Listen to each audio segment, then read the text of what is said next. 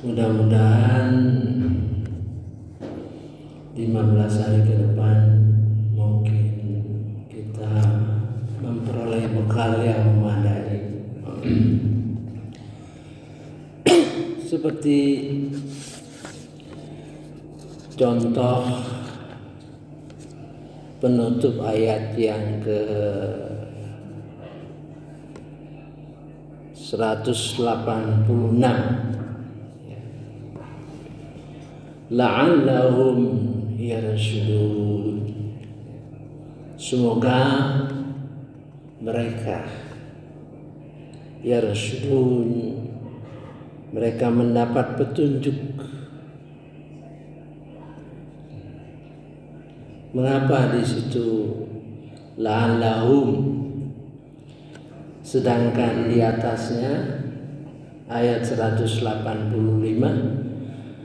la'allakum tashkurun, agar kalian, ya, agar mereka, maksudnya ditujukan pada kita semua, ya, melambangkan bahwa itu sulit dicapai, ya, sulit dicapai, perlu waktu, perlu kesabaran, perlu ketekunan.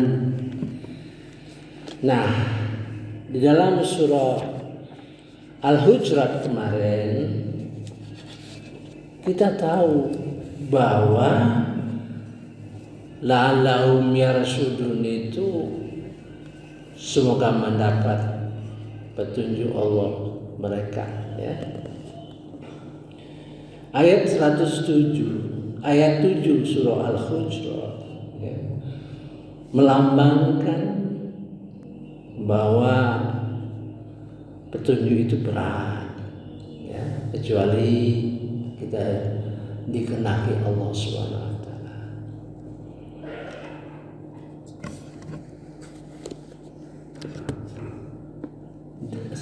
Potongan ayat saja. Ayat ini sebenarnya penuh, kita ambil potongannya saja, ya.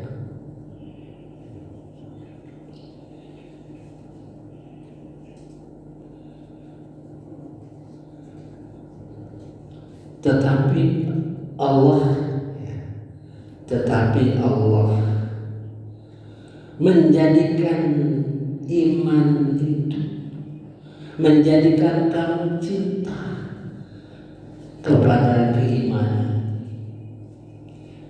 Allah menjadikan kamu cinta kepada keimanan, ya. Dan menjadikan iman itu indah dalam hatimu. Bayangin kita, ya, kita merasa bagaimana iman kita ada dalam hati kita, ya. Serta menjadikan kamu benci kepada kekafiran, kefasikan, dan kedurhakaan. Mereka itulah orang-orang yang mengikuti jalan yang lurus. Tapi ini terjemahan, ya, terjemahan itu memang bahasa kita miskin dibandingkan dengan bahasa Arab, ya. Yarsudun itu diterjemahkan mengikuti jalan yang lurus, padahal Shiratal Mustaqim, gitu, ya.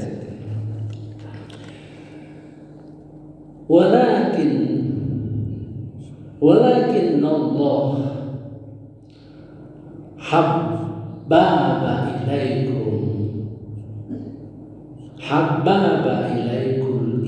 ilaikumul iman. Allah menjadikan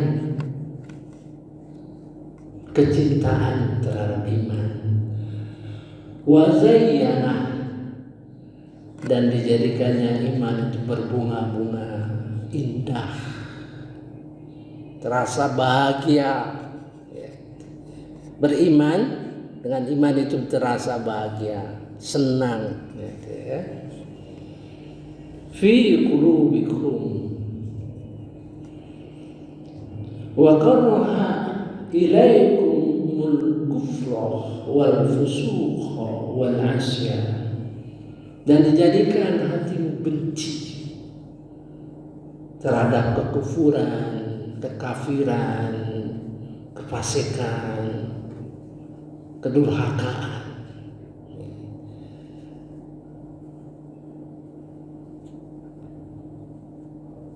Itu suatu harapan kita, ya. Maka di dalam surah Al-Baqarah nomor 186 itu berjenjang, ya, berjenjang. Ulaika humur rasyidun, mereka itulah orang-orang yang diberi petunjuk.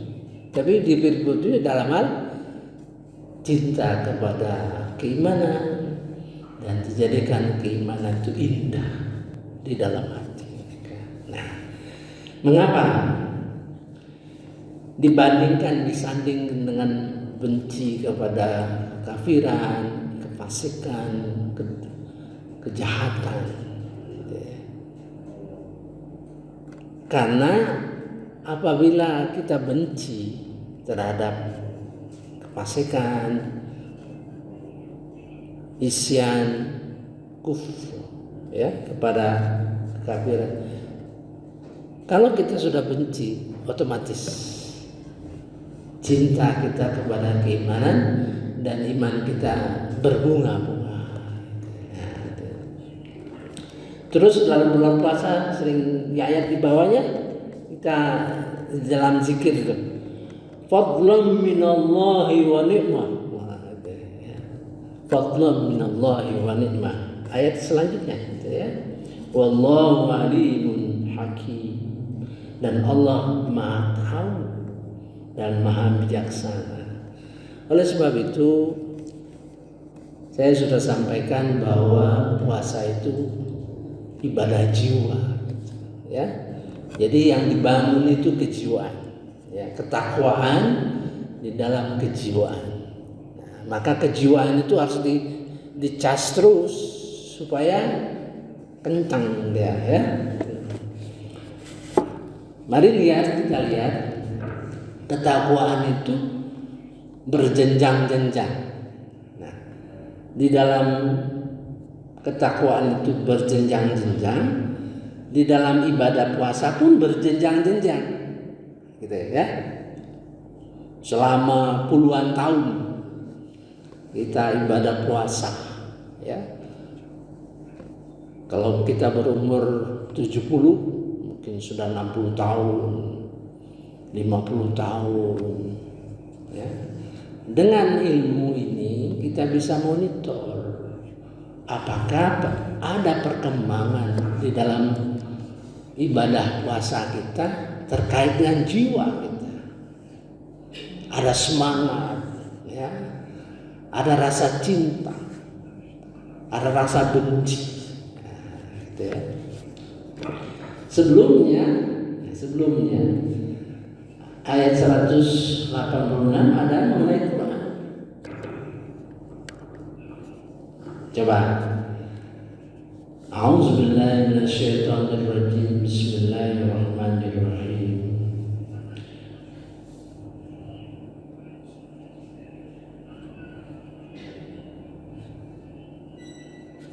Syahrul Ramadan alladzi unzila fihi al-Quran.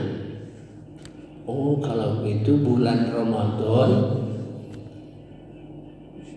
kita baca Quran, ya. Ini artinya bisa diganti kitab. Nah, gitu. Syahrul Ramadan alladzi unzila fihi, kita katakanlah kesan kita lain. Kalau fihil Quran artinya baca.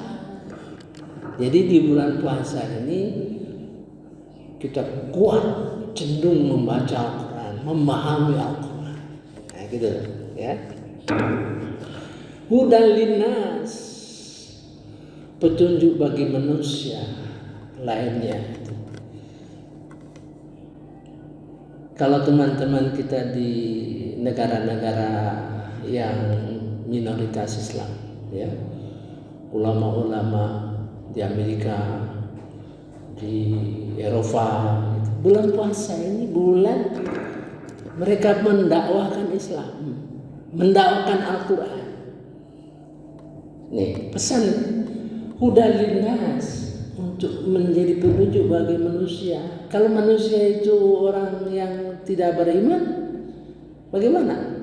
Nah, itu sebenarnya terimplisit, ya, dakwah. Jadi bagi mereka tuh kesempatan bulan puasa ini berdakwah. Wa bayyinatin minal huda, dan dari penjelasan ke arah huda. Saya memahami ini baru paham ketika Profesor Dr. Maurice Bokil, ya, menceritakan adanya garam di dalam ayat Fir'aun. Baru pas saya paham, ya, baru saya paham ayat ini, wa bayyinatin minal huda, memberi penjelasan ke arah huda. Setelah dia menemukan garam, dia berangkat. Kalau menurut teman-teman yang meneliti Firaun itu, ini mayat Firaun ini diterbangkan ke Paris, ya, diterbangkan ke Paris dan diteliti di sana, ternyata ada garam. Nah, teman-teman dia mengatakan supaya jangan diberitahu orang Islam. Jangan diberitahu orang Islam, ya. Tapi Maurice Bokil itu memang sudah ada hidayah, ya. Dia tanya kepada teman-teman lainnya, ada nggak di dalam Taurat dan Injil? Nah, ditemukan bahwa dalam Taurat dan Injil itu ada berita mengenai Firaun tenggelam. Terus dia berangkat ke Mesir menemui teman-temannya yang selama sesama peneliti. Terus dia cerita kepada teman-teman, mayat ini tenggelam, katanya gitu kan. Terus temannya bilang, oh kami sudah tahu, katanya gitu. Ya, ditunjukkan ayat ini, ayat di dalam surah Yunus, ya, ditunjukkan oleh temannya itu dalam surah Yunus, ayat 92. Maka pada hari ini kami selamatkan jasadmu agar engkau dapat menjadi pelajaran bagi orang-orang yang datang setelahmu, tetapi kebanyakan manusia tidak mengindahkan tanda-tanda kekuasaan kami. Gitu. Bagaimana orang pintar nangkepnya? Ya. Di Taurat ada berita tenggelam, di Injil ada berita tenggelam, di Quran ada berita yang lebih canggih lagi, lebih memantapkan. Pada hari ini kami selamatkan jiwamu, jasadmu, agar engkau dapat menjadi pelajaran bagi orang-orang yang datang setelahmu. Tetapi kebanyakan manusia tidak mengindahkan tanda-tanda kekuasaan kami.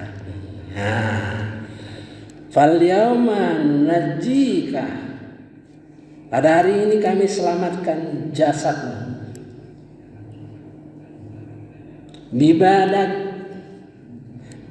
bibadanika, badanmu, litakuna liman khalfaka ayah, untuk jadi pelajaran bagi mendengar ini, membaca, ketika membaca, dia bilang, aku percaya pada kitab ini. Ini sudah masuk Islam.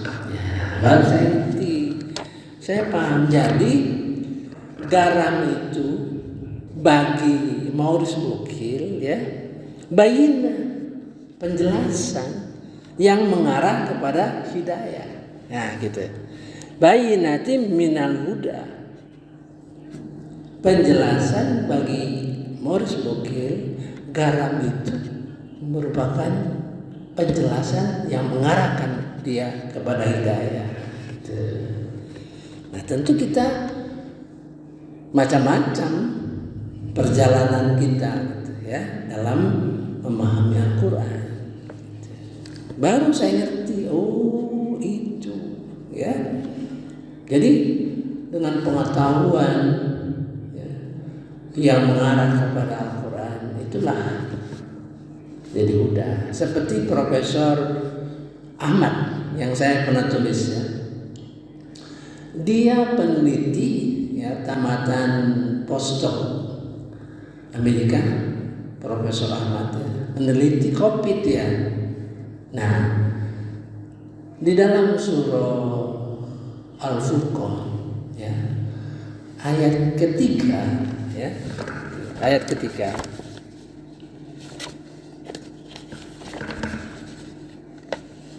Ayat ketiga. Ini Al-Furqan ayat ketiga. Ada potongan ayat itu. Potongan ayat sehingga dia inspirasi menjadi pendorong dia untuk melakukan terus penelitian. Ini potongan ayat nomor 2 ya. Ya nomor 2 kan. Faqaddarahu taqdira. Itu ya. Lalu dia menetapkan ukuran-ukuran dengan ukuran yang pas.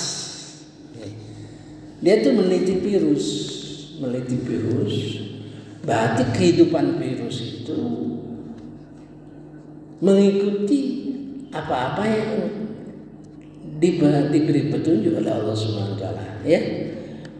Ayat ini katanya, ayat ini yang mendorong saya melakukan penelitian puluhan tahun. Faqaddarahu taqdira. Nah, bagaimana orang bisa melakukan penelitian seperti itu ya? Kita harapkan orang penelitian seperti itu merupakan kekuatan dari agama kita. Coba Mbak bayangkan, kalau dia seorang peneliti, ya, atau dia kalau orang ketemu faqaddarahu faqtaqadira, lalu dia menetapkan ukuran-ukuran pas. Bagi orang yang bukan peneliti nggak akan nangkep ayat ini, lewat aja begitu saja, ya kan? Gitu. Atau seandainya orang peneliti, tapi dia tidak mempelajari Al-Quran, tidak beriman pada Al-Quran, akan nangkep, ya meneliti saja. Ini karena dia seorang peneliti, ilmuwan dan paham Al-Quran. Bagi dia, sepanjang dia melakukan penelitian yang diilhami oleh potongan ayat faqaddarahu taqdira, itu zikir. Jadi zikir dengan pengetahuan virus, bagi dia meneliti terus-menerus itu zikir, gitu ya. Nah demikian Bapak-bapak Ibu sekalian, paham saya. Oh itu ya, bayyinatin minal huda. Jadi ayat ini berkenaan dengan jiwa. Jadi puasa itu adalah ketakwaan dalam puluhan tahun yang setiap tahun diulang untuk membangun ketakwaan jiwa kita. Oleh sebab itu kita harus belajar berapa tingkat ketakwaan itu, ya. Sebab Allah mengatakan orang yang paling mulia di sisi Allah adalah orang yang paling takwa. Dan kata paling itu kunci bagi kita. Berarti ada yang paling tinggi dan sudah pasti ada yang paling rendah. Ada tingkatan-tingkatannya, ya. Inna akramakum innallaha ya'lamukum. Dan ini adalah takwa dalam membangun kejiwaan. Nanti kita pelajari takwa cukup 4 saja, ya. Tidak usah 5, 6, 7 itu tidak terlalu jauh, ya. 1, 2, 3, 4. Nah, ketakwaan yang ketiga adalah puasa. Saya sudah menceritakan bahwa yang pertama itu adalah di dalam surah Al-Baqarah 1-5. Itulah pondasi ketakwaan itu di dalam Al-Baqarah 1-5. Dan pondasi untuk memahami Al-Quran adalah 1-5. Mengapa Rasulullah meminta kita untuk menjadikan salah satu wirid? Jadi wirid di dalam Al-Baqarah itu ada 3. 1 Al-Baqarah 1-5, ya. Kemudian ayat Al-Kursi 255 dan yang terakhir 3 ayat terakhir. Itu dijadikan wirid, ya. Mengapa itu dijadikan wirid?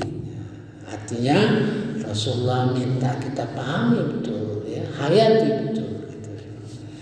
Mudah-mudahan kita pada kesempatan yang lain, ya, bisa mendalami ketakwaan beberapa tingkat. Perlu itu, memahami itu perlu. Walaupun mungkin kita rasanya masih jauh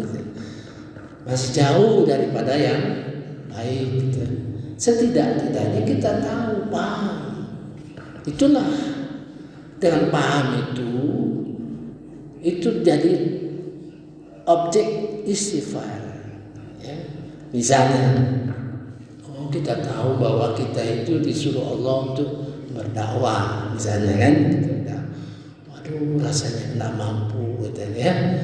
Rasanya nggak punya ilmu, gitu. Rasanya berdakwahnya sekadar memberi contoh yang baik, gitu. Maka kita istighfar, astagfirullahaladzim. Maka istighfar itu ada 2 di dalam Quran. Berkenaan dengan orang beriman itu istighfar di dalam surah Al-Hadid ayat 21 atau 22. Itu istighfar orang yang beriman. Dan istighfar orang yang bertakwa itu dalam surah Ali Imran ayat 133. Apa objeknya? Kalau istighfar orang yang beriman itu terhadap kesalahan-kesalahan, ya, yang sudah kita lakukan, yang tadi dibaca kemarin malam, ya, dibaca surah Al-Hadid itu, ya, berkenaan dengan sejarah kita. Tapi kalau ini yang bertakwa itu karena perubahan ilmu, perubahan iman, dan perubahan amal. Misalnya, kita lagi muda dulu, katakan sembahyang mungkin tidak lengkap, sembahyang maghrib, kadang-kadang maghrib, isya lewat, subuh lewat, ya, zuhur, gitu. Nah itu berdosa. Itu istighfar orang yang beriman, ya, orang beriman. Mengapa dulu kita lalai sholat? Nah, setelah kita sholat, katakanlah 5 waktu kita sholat, tapi tidak pernah, jarang ke masjid, misalnya, gitu kan. Setelah kita sadar bahwa sholat 5 waktu bagi yang laki-laki itu lebih afdal di masjid. Waduh, astagfirullahaladzim, selama ini aku lalai, jarang ke masjid, gitu ya. Itu istighfar orang yang bertakwa. Karena perubahan ilmu, perubahan amal, dan perubahan iman, ya. Nanti mudah-mudahan besok kita teruskan ketakwaan. Sudah selesai kita memantapkan bahwa puasa itu adalah membangun ketakwaan jiwa. Kita lihat ayat-ayat. Ayat-ayat semua itu menyangkut jiwa. Ya. Subhanakallahumma wa bihamdika asyhadu an la ilaha illa anta astaghfiruka wa atubu ilaik.